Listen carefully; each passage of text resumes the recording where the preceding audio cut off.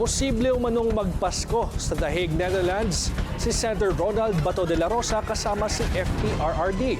Naglabas na raw kasi ng arrest warrant ang ICC dahil sa umano'y madugong war on drugs ayon kay Ombudsman Boying Remulla. Pero ang ibang ahensya tila nagve-verify pa kung totoo umano ang bombshell statement ng Ombudsman. Narito ang Agenda Weekend Report ni Hannity.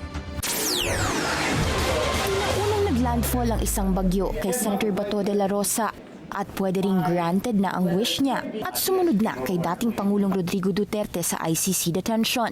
Inilantad kasi ni Ombudsman Jesus Crispin Remulla nitong Sabado sa publiko na may warrant of arrest na umano ang ICC laban kay de la Rosa. Siya ang nooy PNP chief sa termino ni Duterte nang ilunsad ang kampanya kontra droga na Uplan-Tukhang. Ilang araw matapos maaresto si Duterte at i-turn over sa ICC sa The Hague, Netherlands, pumutok ang balitang pwedeng si De La Rosa ang isusunod ng International Tribunal. Pero tila unbothered ang senador noon at sinabi sa Senate media na handa raw siyang samahan ng dating Pangulo sa detention habang nahaharap sa crimes against humanity. I can run, I can run. And I can use some connections to hide. And napakalaki ito Pilipinas. If all legal remedies are exhausted and still justice is to no avail, then what can I do? I may as well, I can join the old man. Hinihintay pa ng kampo ni De La Rosa ma-verify ang nasabing warrant of arrest laban sa kanya. Matatanda ang tulad noong haina ng ICC Red Notice si FPRRD noong March 11. Wala ring agarang kumpirmasyon mula sa bahagi ng ICC. Pero ayon sa legal counsel ni De La Rosa, umaasa silang dadaan sa proper judicial process ang warrant at pag-aresto sa senador alinsunod sa konstitusyon, due process at sovereign rights ng Pilipinas. Sa bahagi naman ng Senado, iginiit ni Senate President Tito Soto na para ma-preserve ang dignidad ng higher chamber, hindi nila papayagang may maarestong senador sa loob ng Senate premises.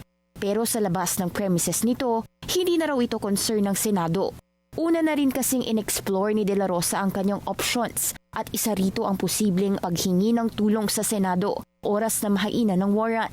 Hanggat kaya nga niya, hanggat kaya ng Senate President na kupkupin niya muna ako, hindi niya muna ko i-surrender kung may warrant of arrest na. Sa ICC documents hinggil sa kaso ni Duterte, may nakasaad na may co-perpetrators siya para i-neutralize umano ang mga target nilang kriminal kaugnay ng Tukhang. Pero redacted ang mga pangalan nito. May chain of command umano ito at network para ma-implement ang sistematikong pagpatay. Sa pagtatala ng iba't ibang human rights groups, hindi bababa sa 6,000 individual ang nasawi sa kampanya kontra droga.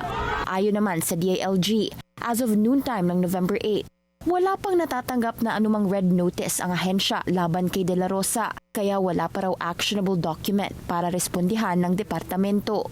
Matatandaang may papel na ginampanan ang DILG at PNP sa pagsuko kay FPRRD sa kustodiya ng ICC. Kaya tanong ng marami, ganito rin kaya ang mangyayari sa dating PNP chief na si De La Rosa?